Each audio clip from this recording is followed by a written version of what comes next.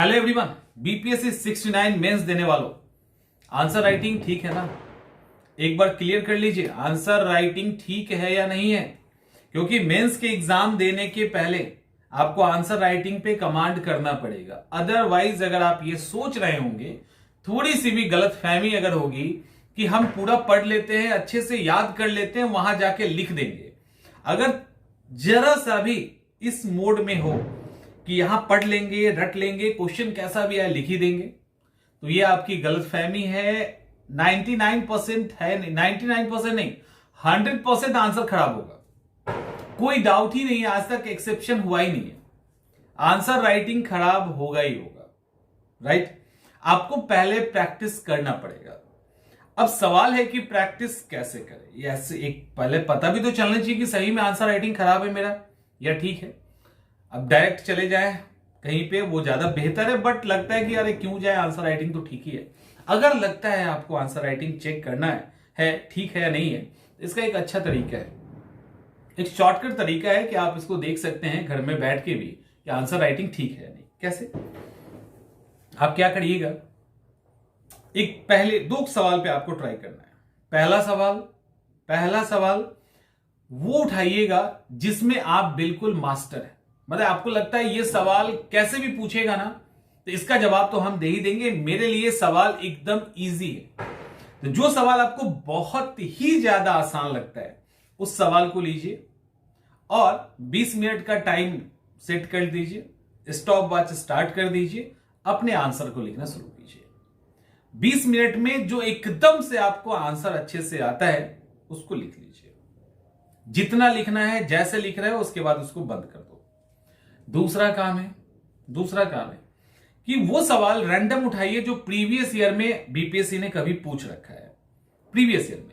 अब उस सवाल को रैंडमली उठाइए और अगर पहले से प्रैक्टिस किया हो तो उसको छोड़ दीजिएगा, एकदम नया रैंडम सवाल उठाइएगा और उसको फिर 20 मिनट में लिखने की कोशिश कीजिएगा। दोनों लिख लिया आपने, 1 घंटे लगभग, सवाल खोजने में भी टाइम लगेगा, या आप जो दिमाग लगाओगे 1 घंटा मोटा मोटी हम रख लेते हैं कि आप 1 घंटे में इसको लिख लेंगे। अब आपको क्या करना है, अब टाइम का कोई बाउंडेशन नहीं है। जिन 2 सवाल को आपने लिखा है, उन 2 सवालों को अब आप किताब के सहारे, नोट्स के सहारे, इंटरनेट की मदद लेके जो भी और जैसे भी आपको लिखना है, आप उसको वहां लिख लीजिए। जैसे भी लिखना है आप वहां जाइए, अपना आप लिख लीजिए, राइट?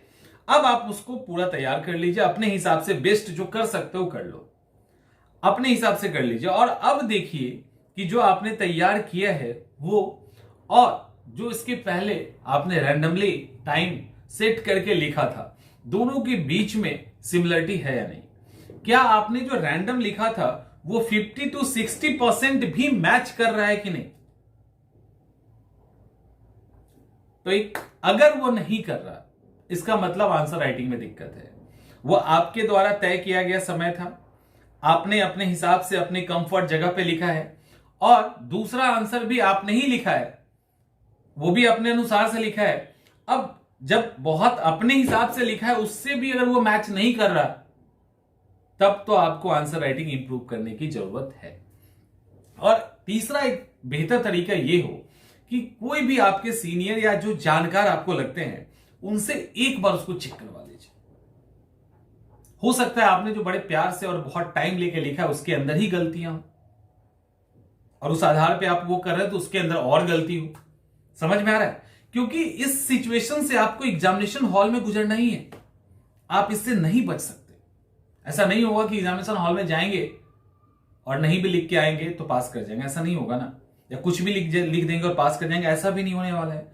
तो इस स्थिति से आप गुजरेंगे जरूर, ये डैम श्योर है। तो इसीलिए बेहतर यह है कि एग्जाम हॉल के पहले ही यहां से आप गुजर जाए, और जहां भी हो और जैसे भी हो, आंसर राइटिंग को उस लेवल पे इंप्रूव कर ले जहां से वो रिजल्ट में कन्वर्ट हो जाए। ये बहुत ही अहम है, क्योंकि मैं ऐसे कई स्टूडेंट को जानता हूं जो इस गलतफहमी में होते हैं कि अरे सीधा लिख देंगे वहीं पे जाके, यहां पे सब कुछ याद कर लेते हैं। तो ऐसी गलती अगर आप कर रहे हो तो मत कीजिएगा। थोड़ा सा भी अगर कमी लगे तो सीधा जिनके पास जाना है जाइएगा और अपने आंसर राइटिंग को इंप्रूव कर लीजिएगा। इस बात का ध्यान जरूर रखिएगा। मिलते हैं अगले वीडियो।